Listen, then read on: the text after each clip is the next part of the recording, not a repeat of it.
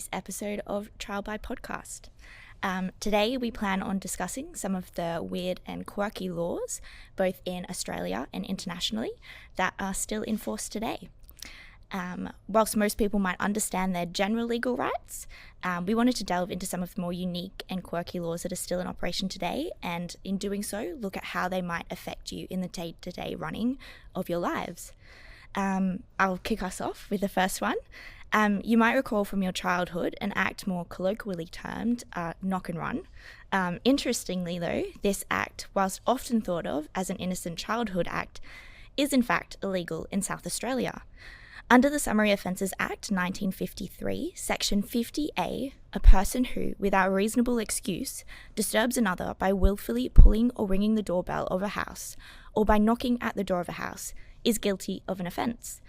The maximum penalty for this is $250, which, when you consider the amount of childhood knock and runs I'm sure we've all heard of, is quite a substantial penalty. It is. And staying in that same Summary Offences Act in South Australia, we have another piece of quirky legislation. So Section 58B concerns the sale of certain refrigerators. So Section 58B1 says a person must not sell or hire or offer or expose for sale a refrigerator, ice chest or icebox having in a compartment of a capacity of 42.5 litres, or more unless that compartment is so constructed or equipped that every door or lid can be opened easily from the inside of the compartment when any lock or catch that can be operated from the outside of the compartment is fastened.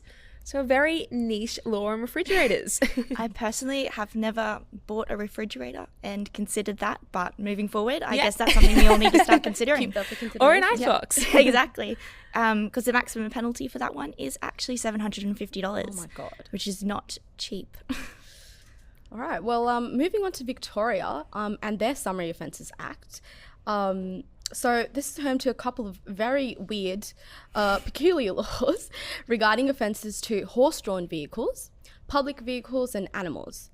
So Section 8B of the Victorian Summary Offences Act 1966 says that it is an offence to drive a cart wagon or draw in or through a public place without the name and the residence of the owner being painted in a legible and permanent manner on the side or offside in letters of at least 25 millimetres in length. Yeah, so essentially we all need to start bringing our rulers when we drive our wagons. Horse-drawn cars. Exactly, and make sure we've all got 25 millimetres, sorry. Something also within the Victorian Summary Offences Act, Section 8C stipulates that it's an offence to drive a dog or goat harnessed or attached to a vehicle in or through a public place. And the penalty for that is actually 5 penalty units.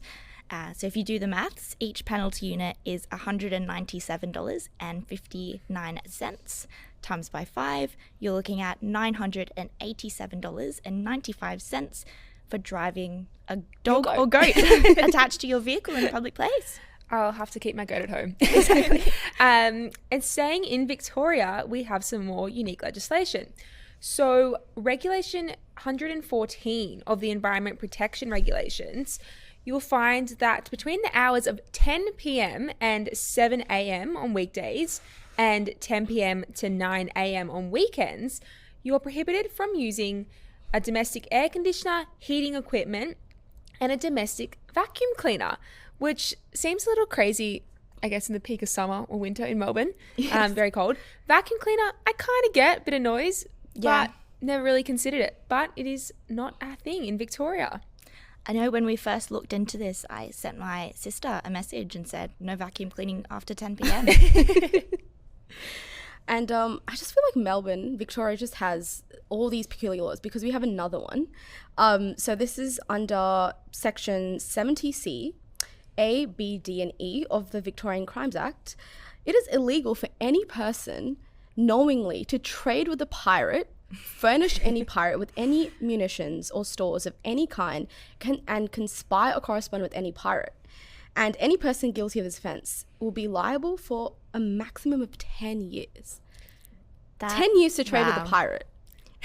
Is there a lot of pirates in Victoria? I feel like every time I watch Pirates of the Caribbean now, I'm just going to be thinking of that. Yes, That's about so how we weird. can't trade with a pirate. 10 years of your life. Yeah. Not that I'd even know where to find a pirate. Yeah, if they even exist. Yeah. Yeah. A final piece of quirky legislation from Victoria we had is the Rainmaking Control Act 1967. And Section 9 of the Act stipulates that it's illegal for any person to carry out any rainmaking operations in Victoria which are not authorised under the Act. And if you are caught carrying out illegal rainmaking operations, the offence carries a penalty of $1,000 or imprisonment for 12 months. Rainmaking operations. Yes. What is rainmaking? I believe it has to do with artificial rain making for agricultural purposes. Oh. Very interesting. Well, Victoria definitely has a lot, but we are moving away from Victoria and into Western Australia now. Another piece of curious legislation is found in the Criminal Code Act in 1913 in Western Australia, and this relates to rewards for stolen property. So Section 138, subsection 1 of the Act says a person who, in any public offer of a reward for the return of any stolen or lost property, uses any words to the effect that no questions will be asked or that no action will be taken against the person returning the property is guilty of an offence and is liable for a fine of up to $2,000, which I find really interesting because I feel like when someone puts out a reward, that's always part of it. No questions asked, just return it. Yeah, when you just want the return of your property. But Yeah. I guess if it's stolen, it's an offence. Yeah, you're right. So don't be doing that in Western Australia. So we'll now turn to some quirky laws that exist internationally. So definitely a lot in Australia, but also overseas. And this is important also if you're traveling or going on a holiday somewhere in a place where the culture is very distinct or they have set values. The laws of other countries often reflect the values at the heart of that country, and they might differ greatly from what we're used to in Australia. Going against those laws might have really intense consequences, especially if you're traveling. Well, there's an example of something like this happening in 2019. So there was a young Australian couple that went on a 2-year backpacking trip, and they were small-time influencers, and they wanted to blog their trip and post it to their social media following. But the couple unfortunately ended up in Iranian jail because they were flying a drone to film their blogs. And what's crazy is that they didn't know that in the capital city of Tehran, it was illegal to fly a drone without a license. Honestly, I don't think I would have known that either. I didn't even know you needed a license to fly Yeah, a I didn't even drone think that was anywhere. a thing. I thought people would just fly them around. Yeah. And so the agency that regulates the aviation laws in Iran is the Civil Aviation Organization Iran. And if they're caught, they have the power to arrest and detain people engaged in unauthorized flying of drones. And I guess it's just another example of why it's really important to know international laws. If you were going on a trip in Iran and flying a drone And wanting to blog. you could end up in their situation. Especially in this day and age where social media has taken over. I'm sure most people would just be out trying to get a nice photo or Just a blogging. cool video for their influencing career and would have no idea. It's wild. Another one, piece of quirky legislation from Canada. Consider you're on a holiday and you find yourself in a place of scenery, full of nature, and you decide to do what you used to do when you were little, which is climb a tree for that one photo. Similar on the bandwagon of influencing. In Canada, particularly in Oshawa, Ontario, it is illegal to climb trees. This is written in the bylaws of the Corporation of the City of Oshawa, often referred to the short title City Trees Bylaw.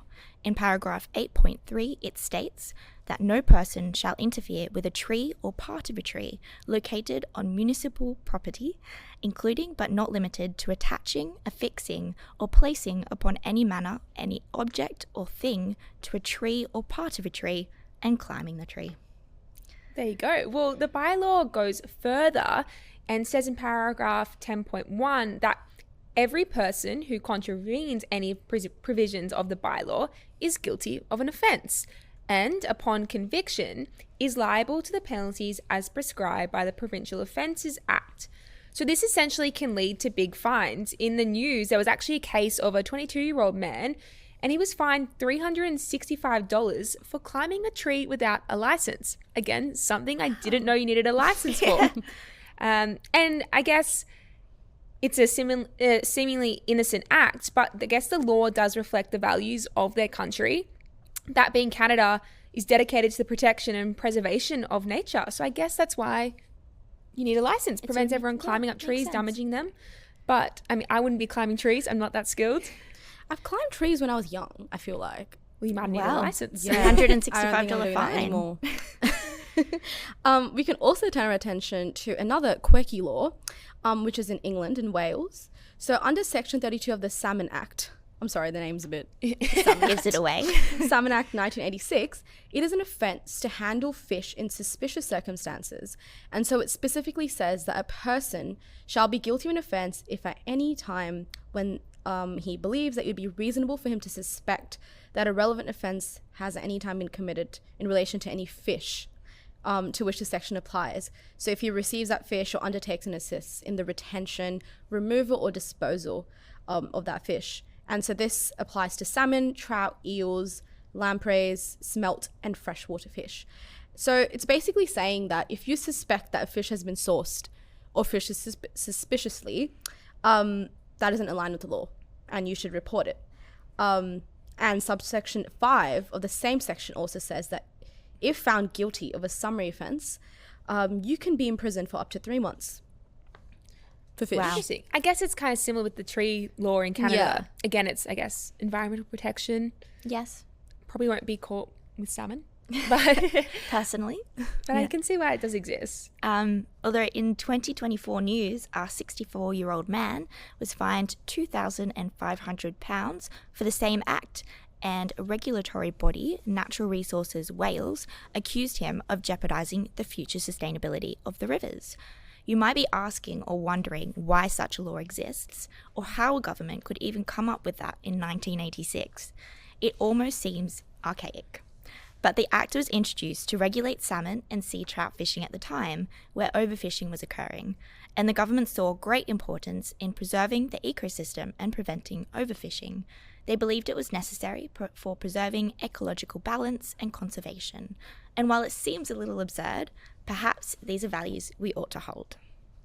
Very interesting. So this next one will upset beachgoers and their children if they're ever to travel to Spain, in particular in Tenerife. So there, it's illegal to build sandcastles, and you could be hit with a fine of around $230. Now, looking a little deeper into this, I don't think it's talking and applies as much to small little sandcastles built by children, but it is aimed at those larger, spectacular, more architectural type sand creations. If you are wanting to make an elaborate sandcastle, you will need to apply for a certain type of construction permit. So again, apparently this was put in place to prevent any obstruction to the beach and preserve the natural environment for things like erosion. So, but it is crazy that something so innocent as building a sandcastle is not a thing there. And a construction permit. I did think that seemed a lot. Construction is a little, not quite what I was thinking, sandcastles, but anyway. That's changing my Euro summer plans. Yeah. So there's another one in Singapore, another weird law, and chewing gum there is legal. It's illegal. Wow. Yeah. And yeah, so I was always told that the act of chewing gum is banned. I actually grew up there for a few years. Okay. But the act also of importing, selling, and manufacturing gum is illegal. But this means it's not really a thing to have chewing gum in Singapore, which is weird because I swear I've seen people chewing gum there. And they've made it seem like it's some drug. And this also applies to travelers. So if we go to Singapore, we shouldn't bring any gum there.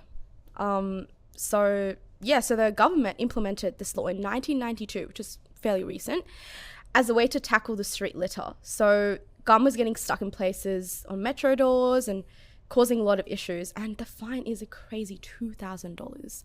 Wow. Which is a lot when you think about the price of a pack of gum. Yeah. A few dollars for a few thousand in fines. Quite crazy. For our last international quirky rule and law, we are travelling to Greece. As tourists often do, there are so many historical sites to visit, such as the Acropolis. However, if you do so wearing high heels, you might be met with a hefty fine. While it seems odd at first, it makes perfect sense.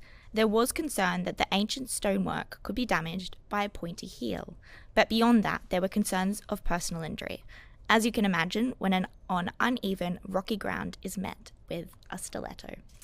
That's I'm never going to rethinking go well. all my travel plans. Yeah, your summer's changed. No heels and grooves. Stick to your Birkenstocks. So whilst all these laws might seem a little odd or outdated or totally unnecessary, there's always a reason for their implementation, typically being personal safety or public nuisance. And while you'll probably never face a fine from these quirky laws, it is always helpful to know, or a fun fact to pull out at your next dinner party. Exactly.